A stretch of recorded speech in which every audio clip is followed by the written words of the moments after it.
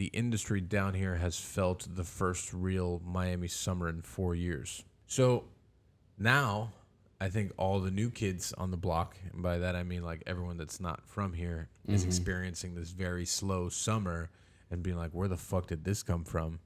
And I think everyone that's from here has kind of been like, well, we've been here before. Yeah. Not only we've been here, but we told you. Yeah, we told you this shit was going to happen. And I think part of my concern is that some of these guys that dropped serious coin into the city are now going to start getting some serious cold feet about like how their growth was supposed to happen, their projections, and so on and so forth. You know, even us too, like we've taken a hit. I mean, everyone has. And it's pretty similar to what we experienced like 2018, 2019. Holy shit, we just recorded a whole episode and we didn't press the record button. We were like 7 minutes in. Fuck me. Wow. Welcome. You were not wrong. We are rusty. It's been a little while. Fuck. Welcome back to Pancom Podcast. There's a whole button that needs to be read. I know. We were both staring at it. We were. Well, I mean, it really was on me, you know, but you know what my confusion is? That there's a clock here. So the clock is always telling me like a time, and I just see that, and that's, but you know. We're just discussing our shortcomings in the intro. There's so many on this side of the mixer. I'm Nick Jimenez. I'm joined as usual by 8th grade basketball MVP and award-winning Elvis impersonating Santa Claus, Michael Beltran. Boom. It had been a while. We're rusty. We recorded a little bit without actually recording anything. What it was is we were practicing. That's what it was. It was a test run. It was a test run. We successfully recorded a coffee ad that you'll hear later in this episode. Did we record it? We did. We definitely recorded that. Good. I love that. Yeah. We had just talked about, in terms of what's new and things happening, Mike being a brand new dog owner. There's a new dog in the picture. Yeah, we have a dog. Right. I was very adamant about not getting a dog. Right. Because I had the same dog for 17 years, and then she passed away. And then, you know, it was just like 2.5 months ago, a friend of mine posted a video of this dog that his cousin found. And I was like, fuck it, maybe it's time. I did not know that with time, as you get older, your allergies do get worse. So that's been interesting over the last 2.5 months. I'm fine now. If you want to send like get well soon cards, just send them to Nick's house. And you know, I'm good, but he's a sweetheart. He's a very handsome dog. He's a colossal pain in my ass also, but he's also very sweet. So that's good. I had met him before, but this was probably the most time I spent around him. He's a big fan of putting body parts of people in his mouth. Not biting, but just like sticking them in there. Yeah, he's like a gnawer. He like gnaws, but doesn't like really bite. Right. Very strange, but he's kind of a weirdo. Yeah. It's cool. It makes sense. Yeah, he was what, like 1 or 2? He's like, the vet said he's like, so he was like 10 months when we got him, so he's about 1. Okay, yeah. You know, so it's a puppy. Yeah, he's a lot of dog. He's a lot of dogs, 65 pounds of dog, actually. So then the next brilliant segue that I already forgot how it happened was to asking about Ava. So this is a brand new upcoming concept from Ariete Hospitality Group. It's been a little while since we talked about like Ariete Hospitality updates without a guest around. So tell the people what Ava is. So, I mean, we wanted to do something that was very different from everything else we have in our portfolio as a company. So we wanted to go to like a Mediterranean route, something that was lighter, a little more like family friendly, something that's good for like a Monday or a Tuesday, but also good for Saturday or Sunday. And, you know, we have a great location right in the middle and in the heart of Cocoa Walk. And, you know, right now we're just waiting on some final stuff from the city that's been stuck there for months. And so we can get it going. You know, we're going to have this little like oyster bar attached to it. It's going to have like 22 seats. It's going to be cool. Smaller than I thought for some reason. Well, the actual restaurant itself is 150 Okay, seats. that's what I thought. But the oyster bar that's attached to is 22 seats. Yeah, it's just got like an 8-person bar, and then it'll have some cocktail tables. And that's really more for like you're walking around the Grove. You don't want to like commit to having like a full-ass lunch, but you still want a cocktail and just chill. Yeah. I think it's cool. I think it's going to add like a really good kind of like vibe to that part of Coco Walk. And there's some cool stuff there in Coco Walk. Yeah, cool is a strong word, but still, there's some stuff there that's doing pretty well. So we'll see. I mean, the goal was to be open in August, and that's not going to happen. Which is typical. Yeah, but I've been saying like we're 60 days out for like 6 months. Right. So that's not super typical for us because usually like, if we say 60 days, it's more like 90. But this has been like a recurring, like, I don't know what's really been the holdup, but, it always happens with whatever construction company you end up using. And how did you guys land on Mediterranean? Like, I understand wanting it to be well, light. just because we wanted it like a lighter style of food and something that's, that people will gravitate towards pretty easily and that we can kind of go in a completely different direction than anything we've ever done. I mean, Chef Ashley is also going to be, she's moved to more of like a global corporate level position. So she's going to be overseeing that with me also. And it's a style of food that she was super comfortable with. And really, we just want to be able to like serve a broader amount of people, something that a lot of people can enjoy. Ariete is super specific. I think even Chugs in a lot of ways pretty specific. Laurel is also. The Gibson not so much because the Gibson teeters between like, is it a restaurant or is it a bar? Right. So it's like you can really go there for whatever. You could go there and not eat if you want. So I think that's really where we landed. I mean, it's also the location of where it's at in Coco Walk. There's a lot of people that walk through there, and we just want to be able to that we have something for everyone in that location. Mm-hmm. Has there been any involvement from the two Greek people who I've gotten to know a little bit? You mean Manelos and Nick? Yeah, yeah, of course. Yeah.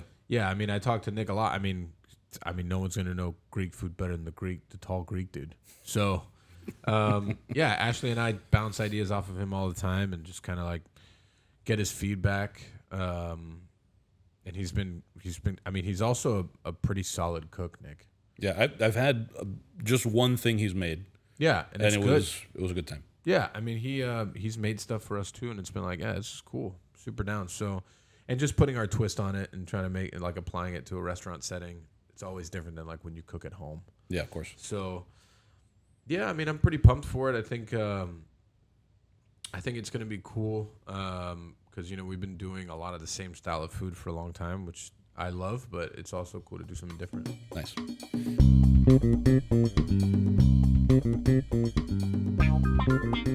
This episode of Pan Con Podcast is brought to you by Perla Specialty Roasters. Perla produces an award-winning coffee portfolio. They are a 4-time Good Food Award finalist and 2-time winner. Perla uses coffee directly sourced from around the world using relationships on the farm level. They view their coffee portfolio as a way for coffee partners like Ariete Hospitality Group to further enhance their guest experience. I really love what their brand represents from a local standpoint. They're very immersed in the community, and they've been very supportive of all of our places, even before we used to serve Perla. So when we decided to partner with them and make them our coffee provider across the board, they've been great to work with. And with such intention placed on the food and bar program, shouldn't your restaurant have the same attention to detail? Their espresso fino blend was specifically designed to pair great with milk, making it amazing for latte or cortadito. Perla's biggest competition is the large, soulless, multinational roasting operations. You like that soulless? It's so good. It's like the final boss. You have to beat the soulless, the big multinational fucking Folgers monster or something. Roasting operations. It's like a Maxwell House thing walking up to you. It's good. They can also solve equipment needs with sales, leasing, and service operations available at their disposal. With lightning fast order fulfillment, orders roast and ship the same day. Sometimes Chug's Diner gets its order the same day the coffee was roasted. I can 100% say that that's actually happened more than once. From a customer service standpoint, they're pretty incredible to work with for sure. With initial and ongoing staff training to make sure that their coffee is tasting on point. Yeah, I think there's 2 points there that are incredibly true, just because I've lived them. It's like when it comes to equipment issues, how willing they are to help us in the maintenance standpoint of equipment. Because coffee equipment, unless you have years and years of knowledge, you have no idea how to even start. And then the ongoing staff training, it's something that they talk about with us several times, whether they want to come in and do training us on how to make the coffee or just education on the coffee. They've been really great. To get all of your coffee situation on point, drinkperla.com. That's drink, PERLA.com, drinkperla.com, to get your coffee situation on point and move away from those soulless operations. Maxwell House, big boss. The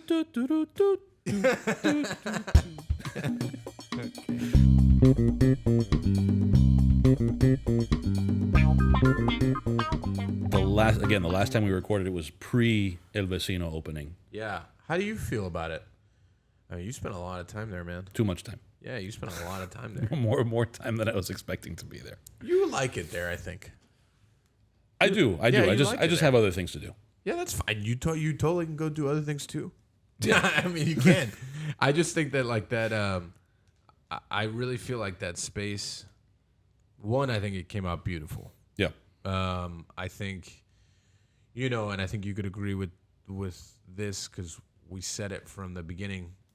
Like the cigar program was going to take a while for it to develop as we like filled up the humidor, and we knew that like day one wasn't going to be everything that we had. Of course. And I think that's been a large focus of like what you've done there. It's also like, it's not your regular bar. So like how you operate a bar, you can't operate that. It's also not a regular cigar lounge. So you can't operate it just like a cigar lounge. So, with that space and other things like it, it takes some time to kind of understand like what it takes to run it from an operational side. I think we've gotten pretty lucky with some of the people that are there. I think Eddie was a good addition to the team. For sure. I think Georgia and Brittany have learned a lot about cigars, which has been good for them. But the nights that place is like, full, it's pretty great. Yeah.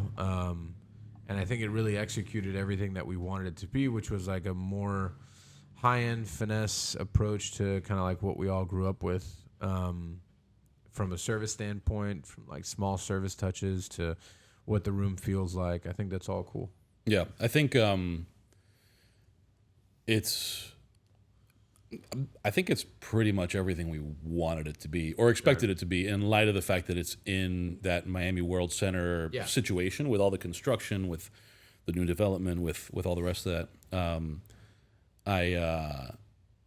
And to your point, almost to a person, like everybody who goes in there who knows anything about cigars and cigar lounges immediately acknowledges like it's a unique place. For sure. I mean, it's hard not to, right? Because there's so many, and they're all good and different in their own right. Of course. It's like what all cigar lounges do. It's like it takes on the identity of the person who opened it. Right. I think for us, we less wanted an identity of like us, but really an identity of like hospitality and like a higher end approach to just this whole thing that is cigar bars, right? And I think it's cool. I mean, I would agree with you that everyone who does walk in there that I've talked to, they're just kind of like over the moon about it. Like, man, this place is so cool. It's great. Right. The AC is awesome. It's hot right now, man. So like, I do get that comment a lot. Like, man, it's cold in here. I'm like, yeah, it's cold. The drinks are really good. I think the service is really good, and I think our cigar options are great. Yeah, and I think to your point, there's other places, and they do what they do well. And I tell people all the time, like even in the humidor, when guests come in and I'm dealing with them, and they tell me, I go here and I go there and this and that, and I tell them, if I lived in the area, which I don't, I live in Kendall, so it takes me a solid 30-35 minutes to get there and back. I feel like it would be more. No. Well, I'm never on the road at rush hour. Oh, right. That's fair. So, but I tell people all the time, like, if I lived in the area, I'd probably split my time between El Vecino and City. Yeah. City has a bigger selection. I don't know if at this point when we opened, they definitely had a bigger spirits selection. But that was never the focus at a Vecino. It's a cocktail bar. It's Right. that craft, the service. It's all of those things.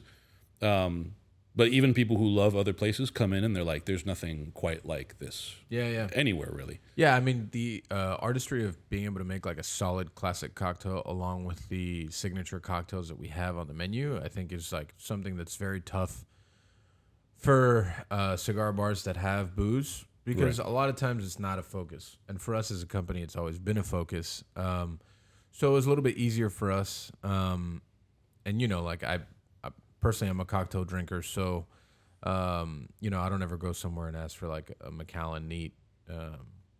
We could bleep that out. Macallan. They're not paying for this episode. So, Sure, I don't know if but they, it's sometimes a challenge, and it's not because it's not a downfall on like the person behind the bar. It's just not something they do very often. Right. So, I'll say like when I go to Galliano, they make me solid cocktails. Yeah. They have a good booze selection back there. It's a different type of place. Right, of course. And the fact that it is that way, I think, has also, I tell people all the time, I tell guests, I tell the team that works there, like outside of the humidor, I'm pretty useless. I don't know anything. But Got it. But the fact that things are the way they are outside of the humidor makes the inside of the humidor very different also from anywhere else, in part because whether it's because people come in already knowing Ariete or the rest of the company, or because they've already had like even just a few minutes of the experience at the bar or in the lounge area.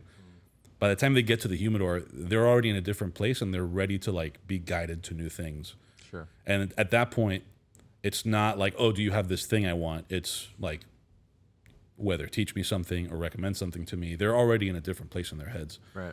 That makes it so that we don't have to sweat the fact that we're not a superstore, and we're never going to be. That's not the idea. Yeah.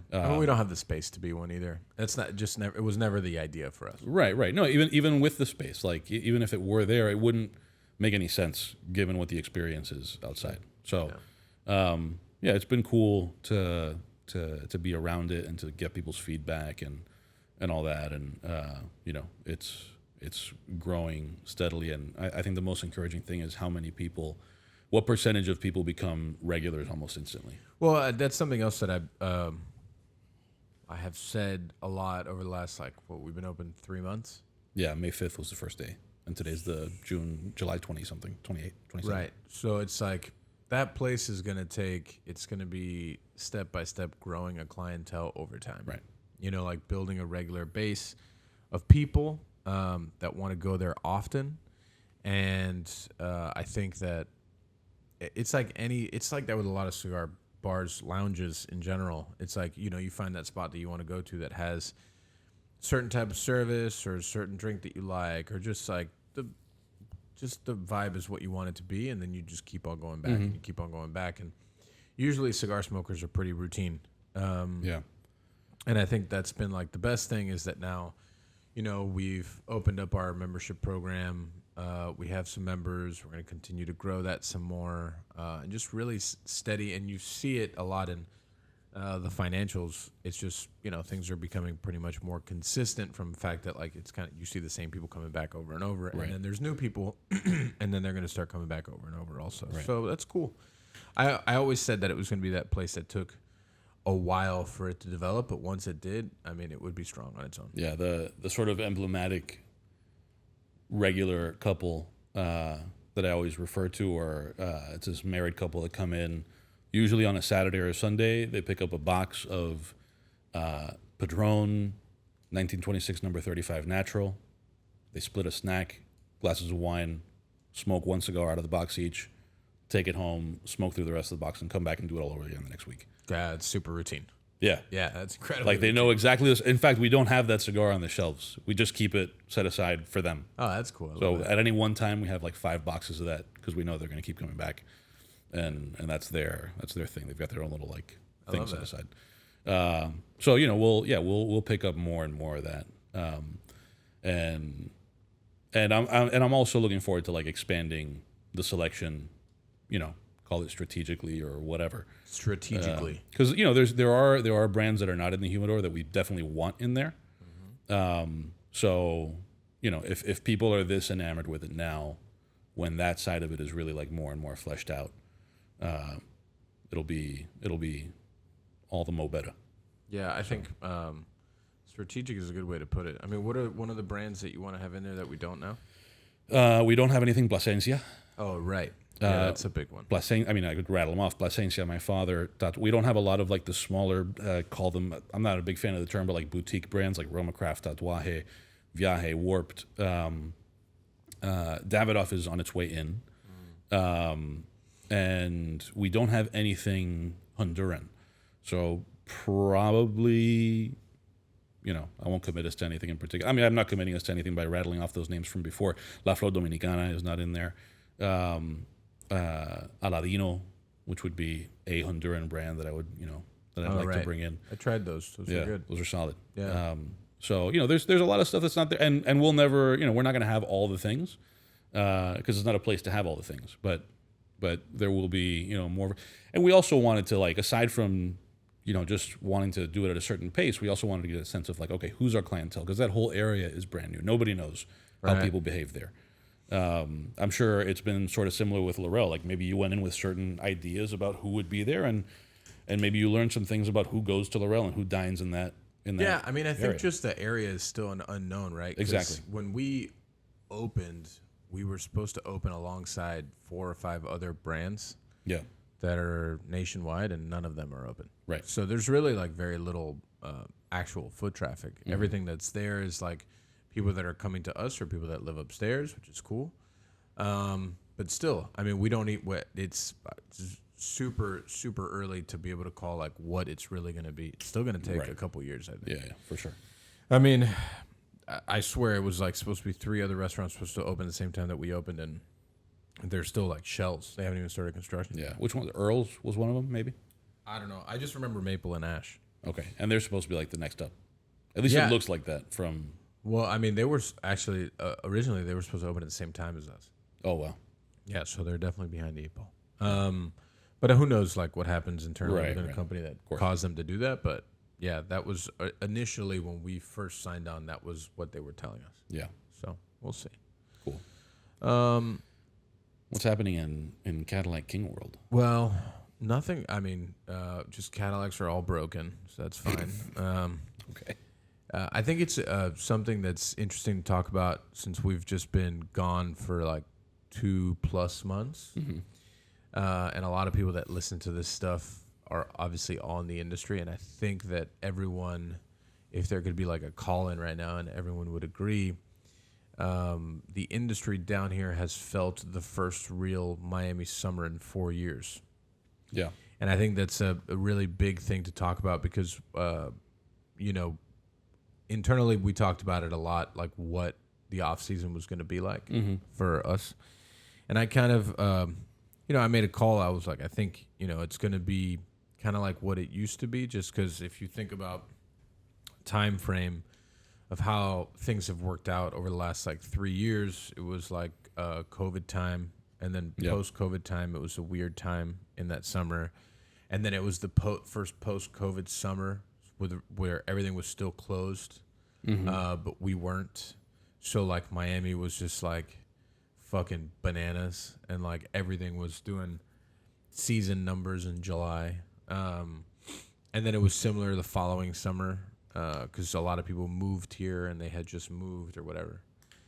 So, now... I think all the new kids on the block, and by that I mean like everyone that's not from here, is experiencing this very slow summer and being like, where the fuck did this come from? And I think everyone that's from here has kind of been like, well, we've been here before. Yeah. And not only we've been here, but we told you. Yeah, we told you this shit was going to happen. And I think part of my concern is that some of these guys that dropped serious coin into the city are now going to start getting some serious cold feet about like how their growth was supposed to happen, projections and so on and so forth. Even us too, like we've taken a hit. I mean, everyone has, and it's pretty similar to what we experienced like 2018, 2019. Right. Yeah. Normal life. Right. It's been an abnormal few years. Yeah. Has it ever? So I think it's really interesting. intrigued to see what the next 6 months holds for our industry down here, because I feel like the people that have been here for a long time knew how to adjust and knew how to make moves. And I wonder how the newer kids on the block are going to adjust and what kind of moves that they make. But because, I mean, it's been so much shit has opened in the last like year. And a lot of it not local, money from outside.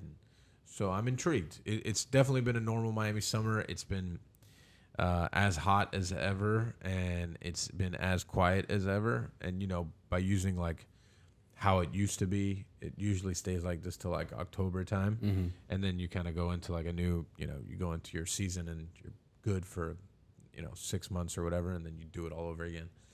But yeah, man, it's been really interesting to see how Miami was like on this like super high, right? It was like riding this gigantic tsunami wave forever. And everyone's like, we're never going to come down. And I'm like, well, I think this is definitely going to come down eventually. There's no way for it to continue going up. Maybe it plateaus at best.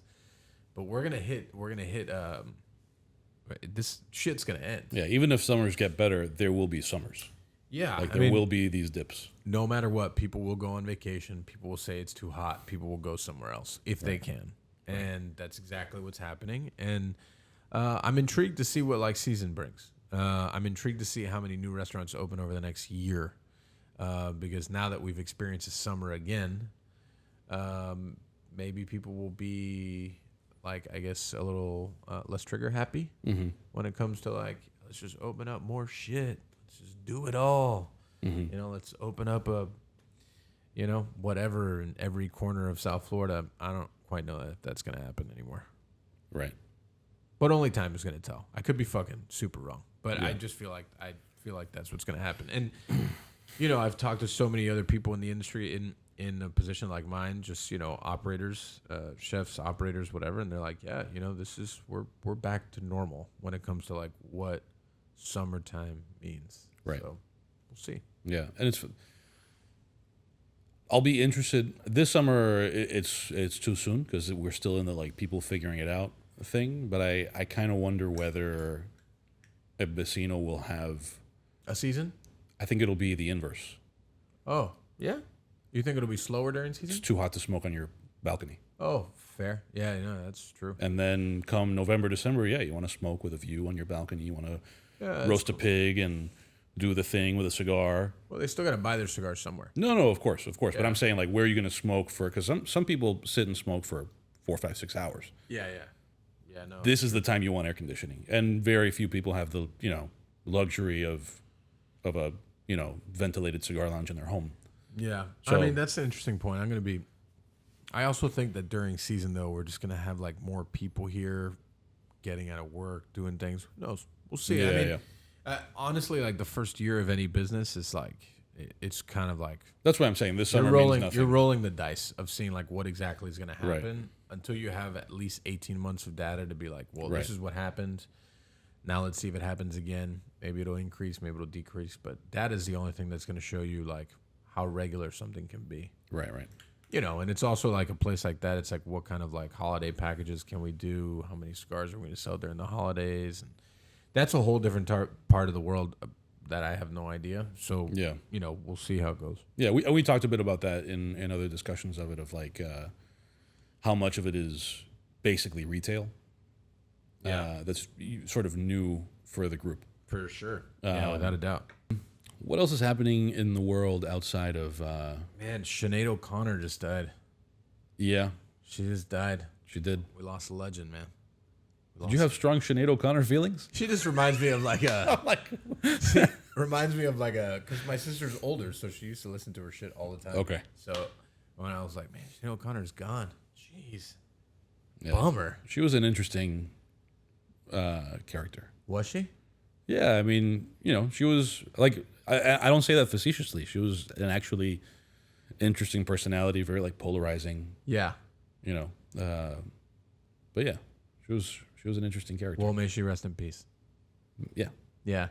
It's also the beginning of NFL football OTAs.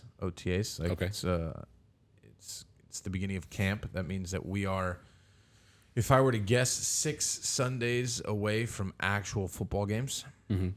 So it's just I have 6 more weeks of being normal until the Dolphins just upset me over and over again every single week. So that's going to be great. And then also, I think we only have like 4 weeks until the Hurricanes absolutely demoralize me. So, you know, I mean, we're good for about a month. Right. You know, that like this is the state of the world right now. Going into August, it's too hot. The restaurants are slow. There's no football on. We only have to watch baseball. Damian Lillard requested a trade to the Heat like a month ago. Still no trade. I heard he was sighted on a boat. Yeah, I mean, you know, he's been in Miami this whole fucking time, though. Yeah. He's like been here. Jimmy's like doing his like Japan tour, making like weird remarks about Damian Lillard the whole time. Yeah. It's like, it's a disaster. They just gave Jaylen Brown, a guy that can't dribble with his left hand, $305 million as the richest NBA contract of all time. We just gave a soccer player $1.1 billion that he declined. He declined it, $1.1 billion. And I don't know, Messi now plays for Inter Miami. Crazy. Right? Do you remember when we did the thing with George? Yeah. And I asked him, and he was like... He was like... barely saying he might as well have said he's coming. Still, he like hinted, you know. Messi is playing for Inter Miami, and nobody in Miami has gone to any soccer games till now. Right. It's now like a thing. It's fucking nuts. I would say that the last like week when it comes to contracts and the fact that Messi now plays in South Florida have been pretty wild. Yeah. I still can't get over it. The guy got a $1.1 billion contract, which, you know, $360 million of that was to pay off his former club. Okay. That's how that works. They have to pay off his former club to get him out of his contract, right? Yeah. So $360 million of that was for his former club. He was going to walk away with $774 million, which essentially broke down to some like crazy statistic, like $24,000 a second that he was on the fucking field. It was some crazy stat that I saw. Yeah. And he turned it down. I don't know. Soccer's a weird game. It's like a whole football or however. It's a whole thing, yeah. It's a whole thing, you know, because it's the Saudis that are giving these guys money and they're all saying no. Well, who was it that said, somebody said yes to that money? What's his name, Mbappe? No, this is the guy. He turned it down. Oh, that's right. It was offered to him, but he turned it down. It was offered and then he turned it down. Because they offered Messi before. Right. And Messi said no. Yeah. And then, how do you say his name? Mbappe? Yeah, is it? I think it's Kylian Mbappe. Yeah, something like that. We sound like assholes right now. Yeah, but yeah, wasn't that a boy band? Mbappe. No. Yeah, it was. Is this Hanson Mbappe? Yeah, Hanson definitely didn't make $1 billion. And also in recent news, if people keep turning him down, they might hire Hanson. And I know that this is big. Turning down $1 billion contract is big, but I just saw on Twitter yesterday that Creed is doing a reunion tour. I did see that. Yeah. And that's also a big deal in the Twitter sphere. Yeah. It's Are they coming to Miami? I don't know. Are you going to go if they do? We should go. We should do a Pancon podcast from the audience. Do you think it's going to be full? I think. Is Miguel Massan's going? Is that the barometer? If he goes, it's going to be full? I don't know. I don't know. He's got weird rock likes. I mean, he likes a lot of like great things. But I mean, listen, Creed is one of those things like people like to pretend that they don't find it even a little bit catchy. No, it's super super catchy. No one said that it's not catchy. And I think some people would corny. go like ironically and just for the shit of it to be able to say that you went to the Creed will you take farewell tour. Yeah.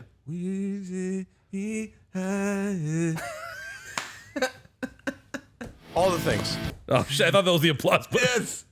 We still don't know how to use this thing. It's so good. Yeah. Crickets and applause. It's so good. Yeah, I mean, the fact that Creed is going on tour again, the world is really super upside down. Mm-hmm. Jaylen Brown's contract. Bradley Beal now plays for the Suns.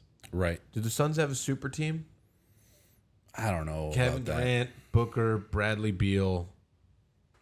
I don't know who else plays for that team. I think there's been so many teams that people wanted to call super teams and ended up underperforming that it's like I hesitate to make a huge deal of any of that. Like people thought that that Davis, James, and whoever they had at various points. Davis.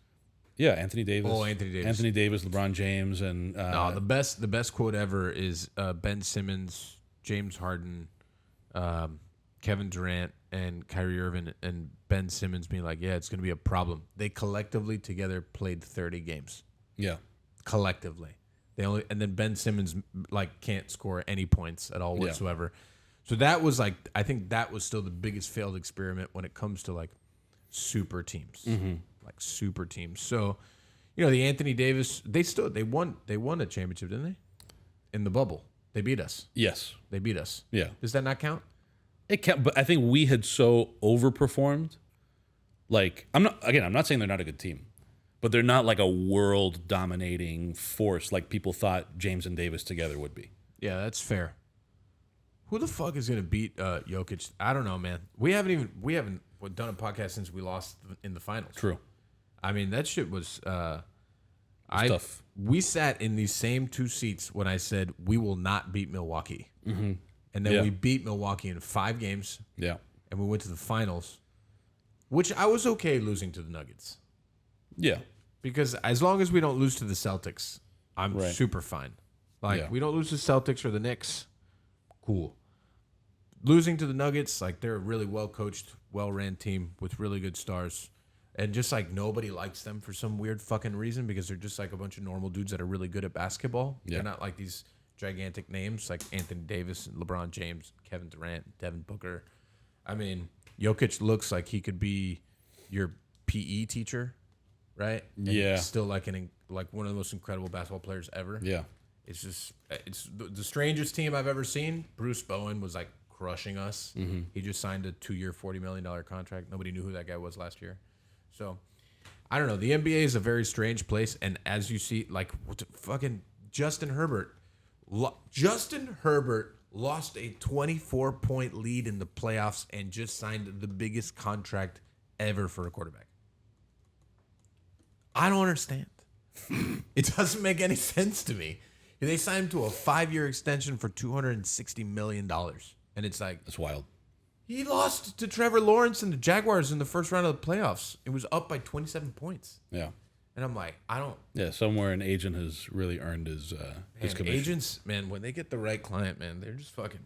I definitely picked the wrong career. Just making 10% of that for I don't know, making you forget about his first round exit from the playoffs. It's just all right, that's cool.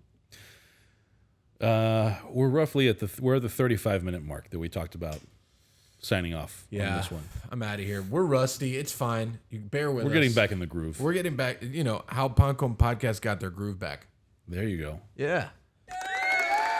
You found the button. Found it. You found the button. That's super good. I found it.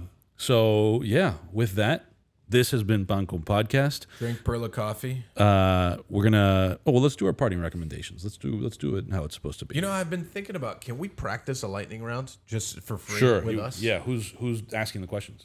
Do you have questions? No, I don't know. I'm just asking how you want to do it. I didn't know we were gonna do do you want to lightning round me? Yeah, I want to lightning round you. Okay. I need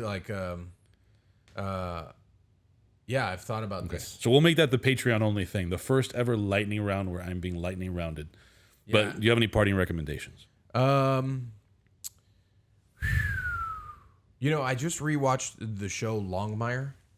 Okay. I think I've talked about this. It was really good. Again, I enjoyed it. Yeah. I did finish the show Mayans, which I did not love. It was a weird ending. It's weird. I think did I parting recommend the Lebanese guys, the shawarma truck on Bird Road? If you did, you could do it again. Yeah. So, randomly just driving by this, it was a fucking parking lot on Bird Road in 67th ish. Big sign that said, "Real Lebanese food." I'm like, all right, fuck it. Mm-hmm. So I go in there and it's just a little red trailer, nobody there. And I ate the shawarma, and it was fucking amazing. So then I went back the next day and got another shawarma, also amazing. So then my business partner, Andrew Falsetto, is a big shawarma fan. Okay. So then I took him, and then we bought everything on the menu. So I ate shawarma like 4 out of 5 days. Yeah. And it was all really fucking good. So I highly, highly recommend that place. It's like, I loved it. It was Cool. really good. Yeah. Cool.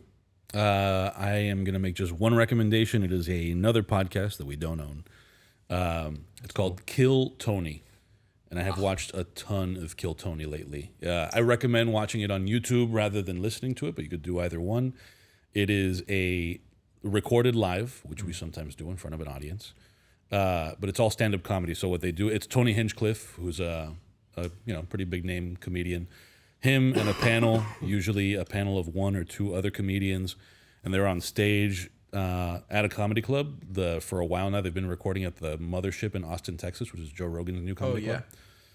And what they do is they'll have like 3 or 4 regulars over the course of the show, but it's all the comedians just do a 1-minute set, and you'll go up on stage to do it if your name is pulled out of a bucket. Like if you submit your name, they just randomly draw you. Some of it's comedians who've been at it for a long time. Some of it's like audience members who just wanted to try stand-up for the first time. Sometimes they're great. Sometimes they suck. And it's fun. It's fun to... I've gotten very invested. I'm all in. See that. I'm all in on Kill Tony. So Kill Tony is what I'm recommending. And now, shameless plugs. I still gotta recommend all my shit. I mean, we've done this 80 times already. All the things. All the things. Ariete Nave, Scapegoat and the Taurus, Shugs and the Gibson. All the things. All the things. At this point, just all the things. Big Ink Apparel, Scoops and Lorel, Miami against the world. All the things. All the things. Insert song. All the things. All the things. All the things. And also with Vecino. Yeah. Shameless plugs for Pancon Podcast. You can find us at Pancon Podcast on all of the social media things. DadeMag.com/Pancon Podcast. Patreon.com/DadeMag to give us all of your money. And if you want to advertise with us, ads at DadeMag.com. Ads at DADEMAG.com. And that is the show. Thank you very much. Wow. All of you people. So we'll let this play out. Oh, it's rough, man. I mean, listen, I do what I can. 40 minutes. That's the shortest podcast we've ever done. There might have been another one. Was there? Maybe, I don't know. Well, now people are going to hear us doing this commentary during the credits rolling or whatever, all the title screen stuff. I mean, it's totally fine. It's a little like background noise. Yeah, for sure. You think people listen all the way to the end? Absolutely not.